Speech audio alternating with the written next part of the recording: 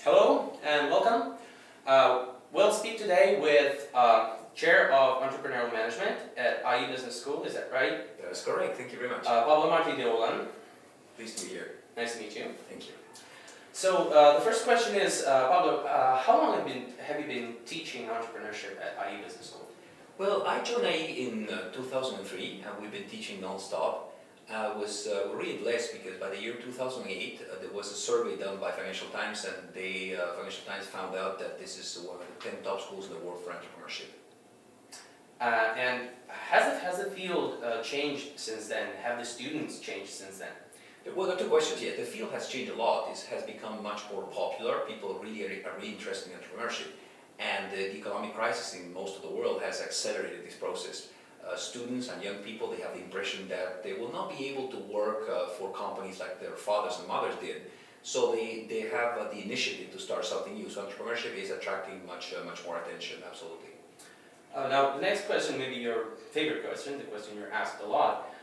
Can entrepreneurship really be taught? And we could put it a little wider.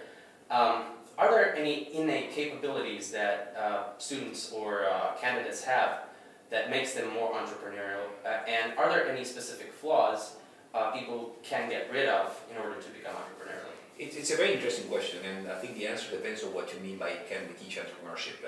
Are there differences in skills? Yes, of course. I mean, some people can sing and some people do not sing. Some people can cook and some people do not cook. So we have different skills. Some people run faster, some people run slower. So if you take 100 kids, you will see a difference in their inclination for entrepreneurship. Some kids will not be attracted to innovation.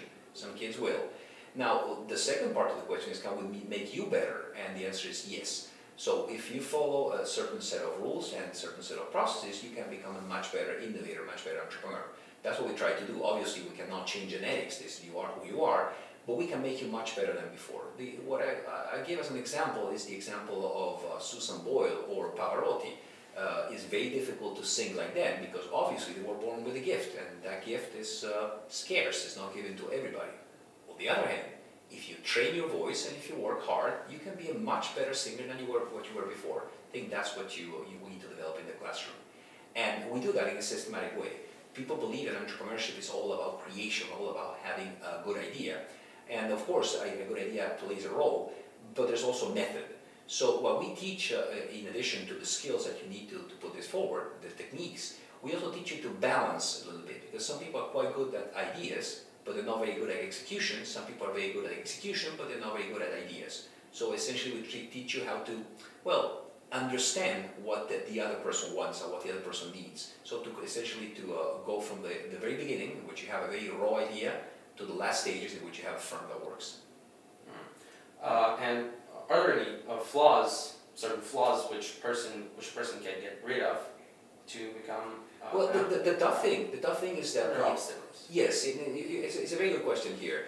The problem is that what is a flaw, what is a virtue, is context dependent. You can be optimistic, and that is a good thing. In certain cases, being optimistic can be bad. See, if you're in a house on fire, you need to leave. You cannot be optimistic. That's not a good moment. So what we see in entrepreneurs, and there's plenty of flaws like that, but one of the flaws, systematic flaws that we see, is the incapacity to see reality as it is. So they essentially see the world as they want it to be. And that can be a problem. Now, there is an early stage in which this is really good, because you're creating something new. But after that, if you fudge your numbers, if you fake your numbers, then the results tend to be problematic. So what we teach them is to essentially try to find the balance. But again, flaws and skills, or flaws and virtues, are context dependent. And because context changes when you need to create a firm, you need many. That's why we suggest that entrepreneurs do not think as lone rangers, as sole individuals, but as a group of people. That's why it's so important to have diversity in your team, because you cannot have all the skills that you need for a particular job. So then, either you acquire the skill or you hire someone who has the skill. So if you know how to work with people who are different than you, different but doing a necessary task, then your chances of success are going to increase. I see.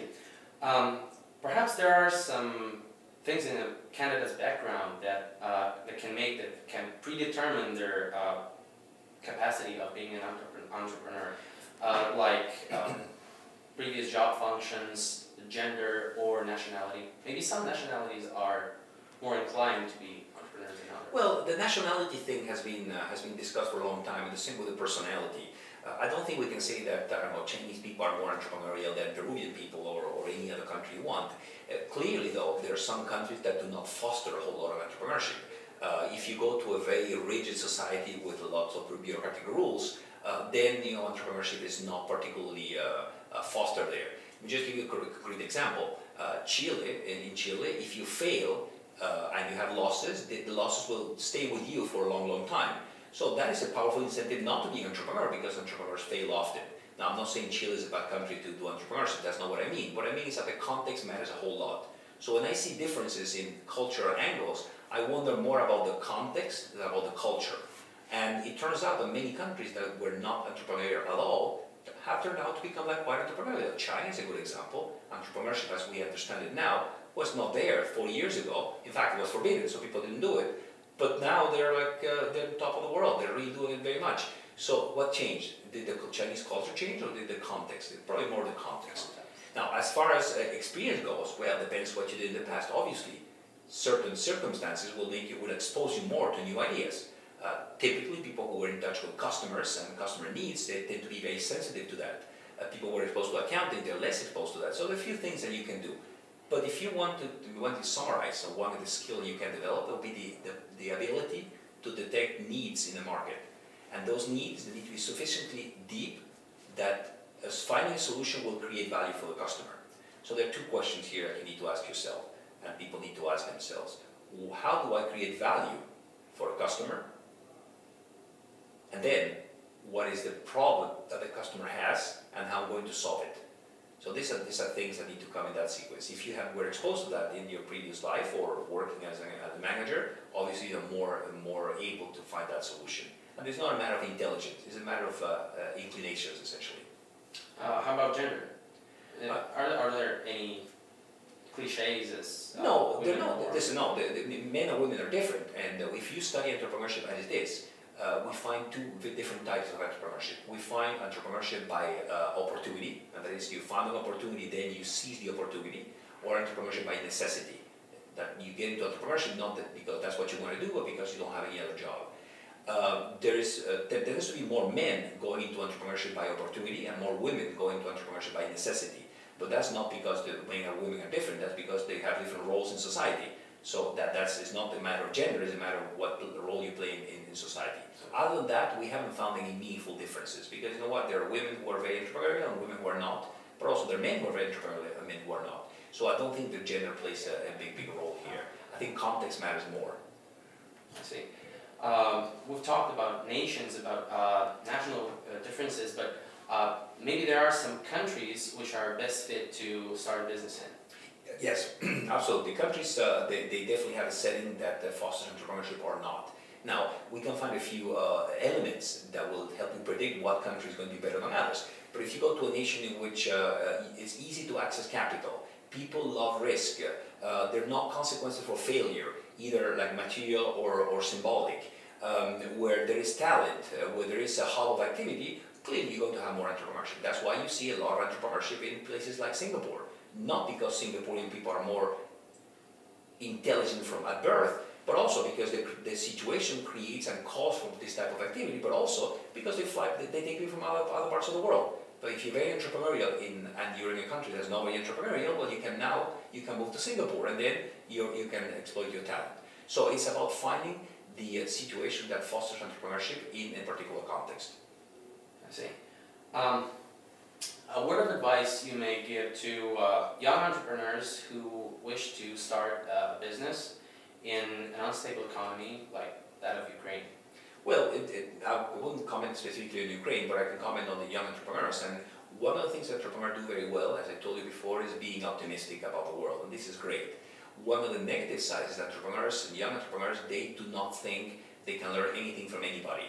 They think that they're unique. And they are unique, but so are the other 7 billion people on the planet. So what you need to do is to understand that there is something you can learn from other people's failures, and you don't need to make the failure again. So when you want to know if a bowl of soup is too salty, you don't drink the whole soup, you just take a spoon. Well, this is the same idea. You can learn from the mistakes some other people make. If you see a brother burning themselves because the soup is so hot, well, you don't have to burn yourself to know the soup is too hot, you know it's hot. So one of the things that young entrepreneurs can do is learn from mistakes that other people have made. If they want famous people, but I suggest that they focus more on real entrepreneurs like them, and they'll find that some of the mistakes that people make are predictable, and if they're predictable, you should avoid them. I see. Thank you. Thank you very much. Thank you very much. Was nice having you here. Thank you. Thank Thank you you so much.